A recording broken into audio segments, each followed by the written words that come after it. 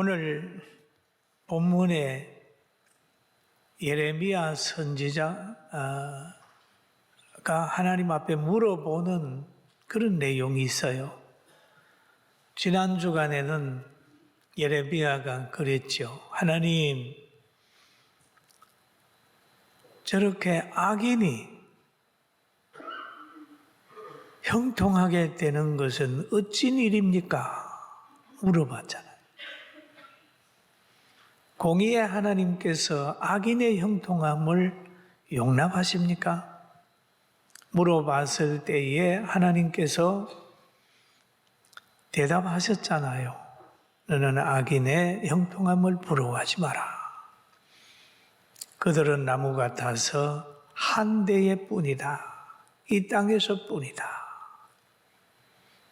라고 하는 얘기를 하면서 성경에 부자와 나사로의 예화를 통해서 잘 설명을 했어요.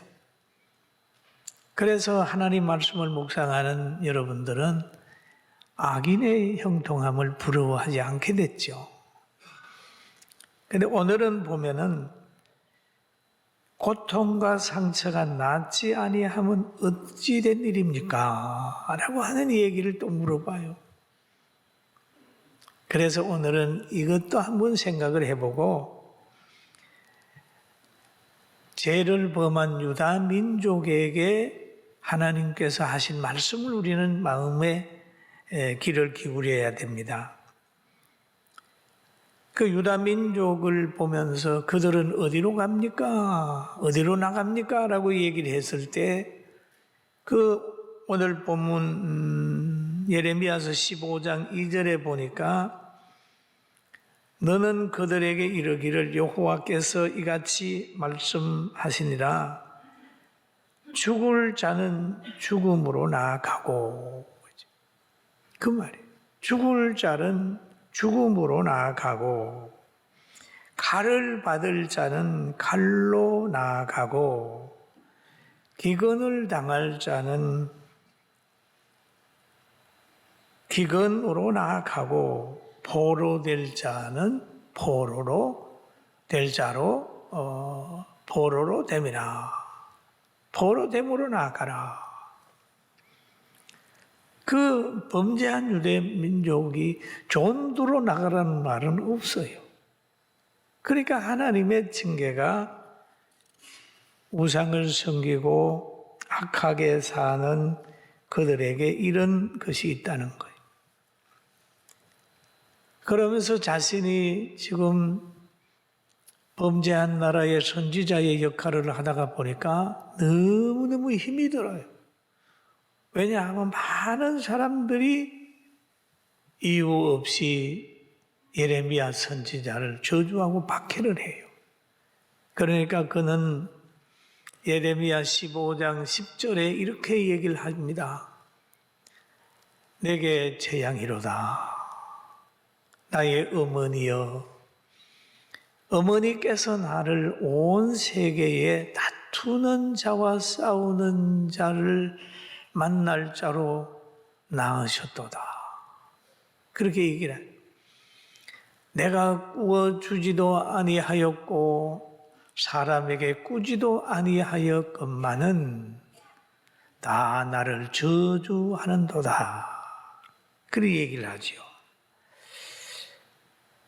그는 자기를 보니까 재앙이로다 라고 얘기를 하면서 내가 꾸어주지도 아니하였고 꾸지도 아니했는데 그들과 관계도 하지 않았는데 그들은 다 나를 저주한다 얘기를 하는 거예요.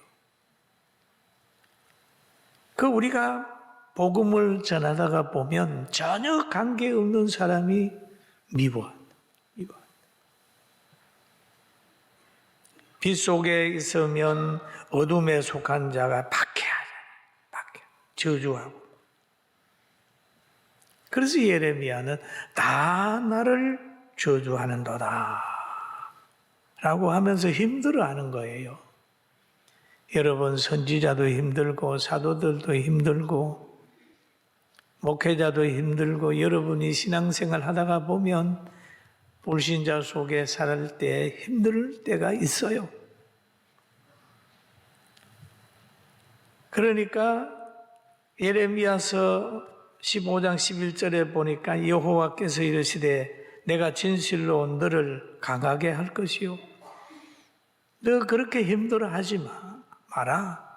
내가 너를 진실로 강하게 할 것이요. 너에게 복을 받게 할 것이며 내가 진실로 내 원수로 죄악과 환난의 때에 내게 강구하게 하리라 라고 얘기를 하고 있어요. 강하게 하리라. 한번 따라 하실까요? 강하게 하리라. 강하게 하리라. 예. 그 어려움을 이길 수 있도록 내가 너를 강하게 하리라. 그리고 내가 너를 복되게 하리라. 그리고 원수들이 오히려 너에게 은혜를 입게 하리라. 라고 하는 얘기를 하는 거예요. 예레미야를 세울 때에 하나님께서 예레미야에게 약속을 하셨어요. 보라, 오늘 너를 온 땅의 유다의 왕들과 그 지도자들과 그 제사장들과 그 땅의 백성들 앞에 견고한 성읍이 되게 하리라. 새기둥이 되게 하리라. 노성벽이 되게 하리라. 그렇게 예레미야서에 보면 1장 18절에 얘기하고 있어요. 그들이 너를 치다 너를 이기지 못하리니 이는 내가 너와 함께하여 너를 구원할 것임이니라 여호와의 말이니라 그랬잖아요. 여러분, 하나님의 약속은 변하지 않습니다. 견고한 성읍이 되고 녹기둥, 새기둥이 되고 노성벽이 되게 한다고 했어요. 그러니까 유다인은 죄로 인하여 저 블레셋으로 인하여 지금 몽둥이가 준비가 되어 있어요. 그러니까 하나님께서는 그 유다 백성에게 예레미야를 보내가지고 회개하라는 거예요. 그러니까 회개를 전함으로 인해가지고 유다 민족이 박해하는 거예요. 박해하는 거예요. 그러니까 이 박해 속에서 선지자의 사명을 감당하려니까 얼마나 힘들어요. 그리고 오늘 15절에 보니까 그러는 거예요. 여호와여, 주께서 아시오니 원하건대 주는 나를 기억하시며 돌보시사 나를 박해하는 자에게 보복하시고 주의 오래 참으심으로 말미암아 나로 멸망하지 않게 하옵소서. 주를 위하여 내가 부끄러움을 당하는 줄을 아시옵소서. 여기 보니까 주님 나를 기억해 주세요. 돌보아주세요. 그렇게 기도하는 거예요. 하나님 앞에 잊혀질까 봐. 하나님이 버릴까 봐. 하나님이 모르고 계실까 봐. 하나님 기억해 주세요. 여러분, 선지자도 가다가 이런 어려움을 당하고 갈등하고 기도할 때가 있습니다. 사람들도 그러잖아요. 하나님 앞에 버림받을까 봐 바울 사도는 깨어 기도했고 또 사람들 앞에 버림받고 잊혀질까 봐 불안해하는 사람들도 있을 수 있어요. 그러니까 이 예레미야도 그래, 나를 돌아봐 주세요. 돌아봐 주세요. 박해하는 자를 보고 있는 거예요. 또 하나님을 보고 억울함을 호소하는 겁니다. 주님 오래 참으심으로 말미암아 나로 멸망하지 않게 하소서. 주님 저 원수를 오래 놔둬버리면 그로 통하여 내가 망할 수가 있습니다. 오래 참으십니까? 그러면서 이제 기도를 하는 거죠. 그러면서 말하기를 내가 주를 위하여 부끄러움을 당할 줄 아옵소서. 그러니 내가 내 일로 통해서 박해를 하는 게 아니라 내가 하나님 말씀에 순종하다가 이렇게 유다 백성들에게 미움을 받고 있습니다 라고 하면서 지금 말을 하고 있어요. 자기가 박해받는 건 하나님 말씀에 순종했기 때문에 박해를 받고, 예레미야가 사명을 감당하려고 하니까 계속 시련이 오는 거잖아요. 예레미야만 그런 게 아니었습니다. 예수님도 마찬가지였어요. 세례 요한도 불의를 지적하다가 그렇게 순교당했지요. 바울 사도도 복음 전하다가 감옥에 갔어요. 빛이 있는 곳에 늘 어둠의 박해가 있습니다. 제가 이 목회하면서 오랫동안 복지를 하면서 많은 사람들, 어른들도 섬기고 이렇게 하다가 보니까 그거를 함으로 인하여 어려움이 있더라고요. 괜히 간섭받지 않아도 될 일을 간섭받게 되고 무슨 감사한다 그러고 괴롭히고 그러더라고요. 그래서 가만히 생각해 보면 섬기고 헌신하고 잘해주고 나중에 가서 욕먹을 때도 있어요. 그러나 그게 아무 문제가 없어요. 하나님이 사람 사랑하라고 했고 사람 돌아보라고 했고 가난한 자 병든 자 돌아보라고 했기 때문에 돌아보는 거예요.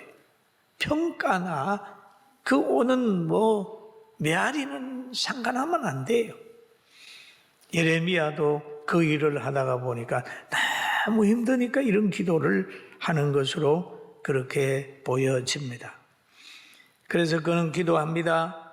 만군의 여호와여, 나는 주의 이름으로 일컬음을 받는 자라. 내가 주의 말씀을 얻어먹었사오니 라고 얘기해요. 주의 말씀을 내가 기쁨과 얻어먹었다라는 말이에요. 마음에 즐거움이 있다. 여기에 표현을 보면은 얻어먹었사오니라는 표현을 했습니다. 한번 합시다. 얻어먹었사오니. 뭐 했어요?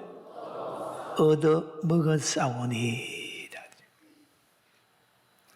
그 하나님의 말씀은 생명의 양식이, 영혼의 양식, 얻어먹었사오니. 그 얻어먹은 결과는 기쁜 마음과 즐거운 마음이 생긴다. 양식이라는 거예요. 하나님의 말씀을 얻어먹었사오니, 얻어먹으니까 기쁨이 생기고 얻어먹으니까 마음에 즐거움이 생겼다라고 표현하고 있어요. 여러분, 신앙 병들지 말고 육체도 병들지 말고 식사도 잘하고 하나님 말씀도 많이 얻어먹어서 기쁨과 소망이 충만하기를 주의 이름으로 축원합니다. 그리고 여기에 그러잖아요. 17절에 우리 같이 한번 읽어보실까요? 같이 봅니다. 내가 기뻐하는 자의 모임 가운데 앉지 아니하며 즐거워하지도 아니하고 주의 손에 붙들려 홀로 있사오니 라는 표현을 하고 있습니다. 그러면 기뻐하는 자의 해라고 하는 말이 있어요. 그런데 제가 이 성경을 읽다가 그럼 기뻐하는 자의 모임에 왜 예레미야는 참석을 안 하고 혼자 앉아 있을까? 이래서 여러 주석을 제가 찾아봤어요. 주석을 찾아보니까 그 히브리어로는 조롱하는 자들이 합하는 모임입니다.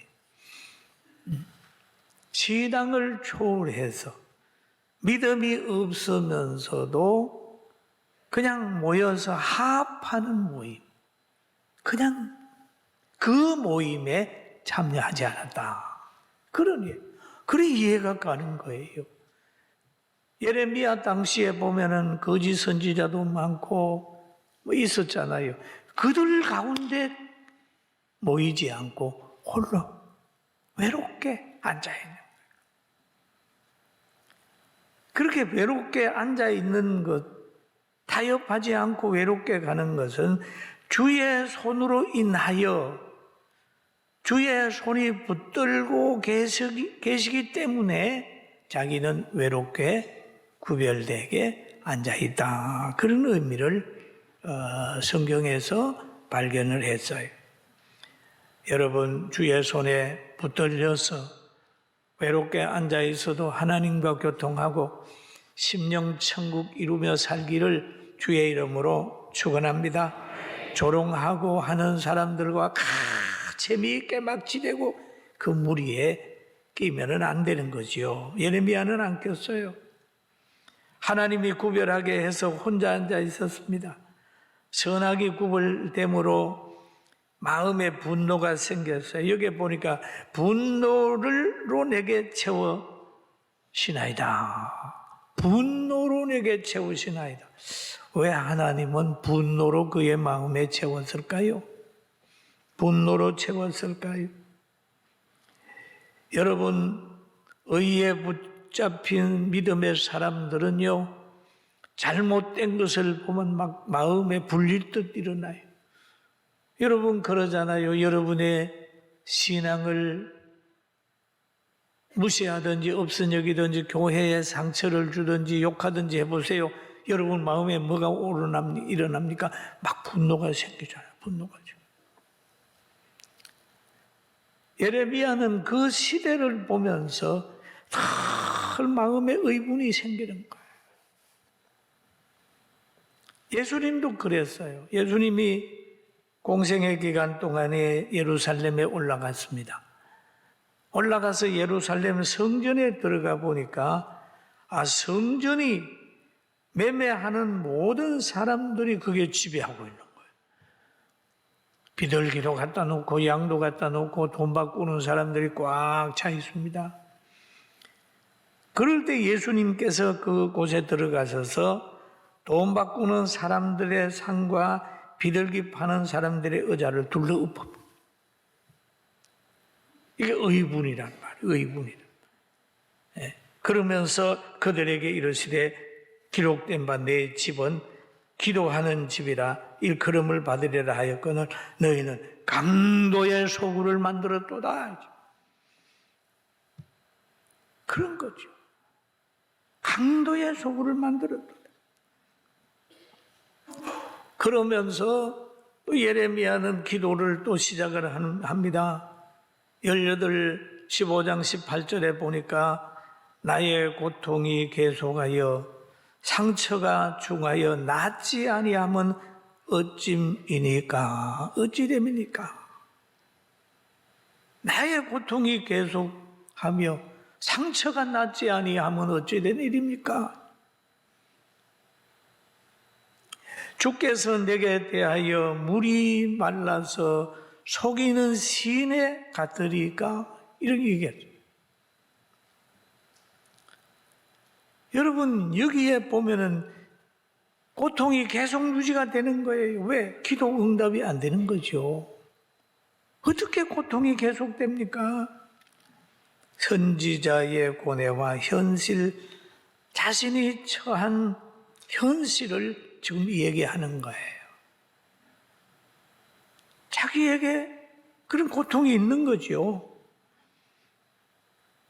주께서 내게 대하여 물이 말라서 속이는 시내 같으리이다.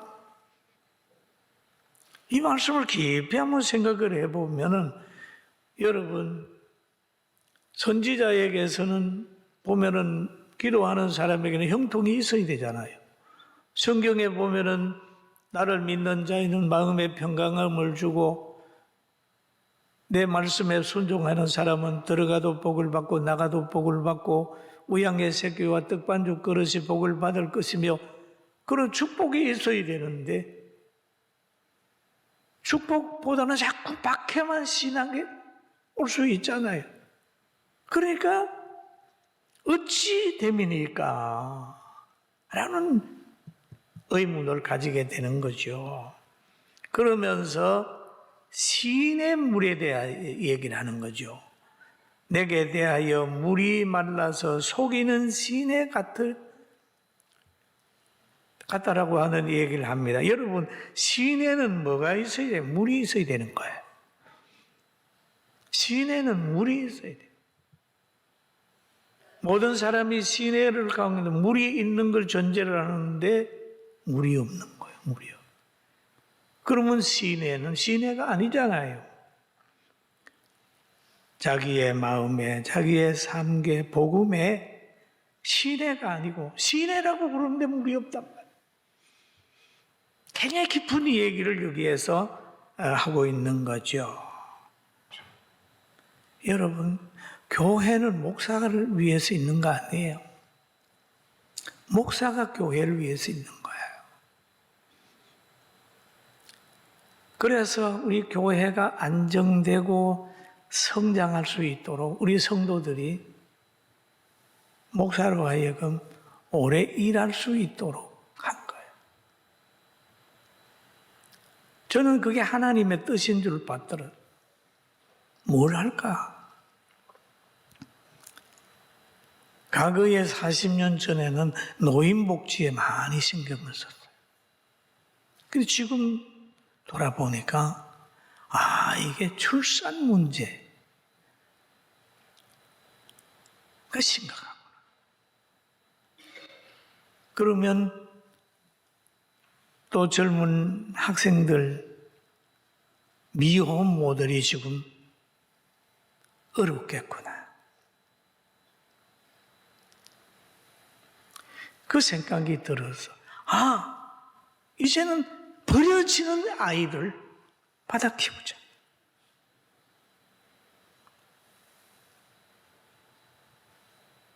사랑과 희망의 둥지를 만들어서 어떤 아이들은 아기를 낳아가지고 화장실도 버리고 갖다 버린다. 교회로 가자라. 이제 타가서도 만들고 이제 생명을 키우자. 지금 아이들보다도 개가 사랑받는 위치가 되어가지 않습니까? 개판인 사회에서 사람 사는 나라로 만들어가자. 그런 생각을 하면서 이제는 어린 아이들 부터 보듬자. 과거에는 요양원을 했는데 이제는 버림받는 아이들 있으면 받아서 키우자. 내가 할 수 있는 건 아니잖아요. 그래 하나님께 기도하는 거, 하나님 이런 소원을 가진 사람을 보내주세요. 산후조리원부터 시작을 해서 소외되고 그런 사람들 아이들을 받아서 키우게 하소서. 기도하고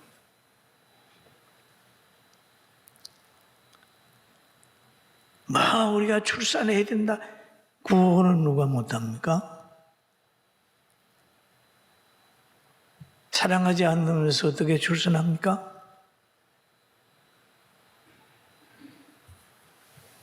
그래서 그런 생각을 하면서 저는 이 문제를 우리 동사 목사 보고도 얘기했어요. 앞으로는 교회가 과거에는 노인 구원했지만 이제는 이거 해야 된다. 그러네요. 왜? 우리에게 시대마다 하나님이 주는 비전이 있어요. 이제는 우리끼리 모여가지고 놀러나 다니고 새나 가시하고 정치하는데 이편저편 해가지고 소리질 것이 아니라 하나님께서 이 세상에 어떤 계획을 가지고 있느냐, 진정 이 시대 속에 무엇을 하나님이 하시고자 하는 걸 깨달아가지고 바르게 가는 우리 모두가 되기를 주의 이름으로 축원합니다. 아멘.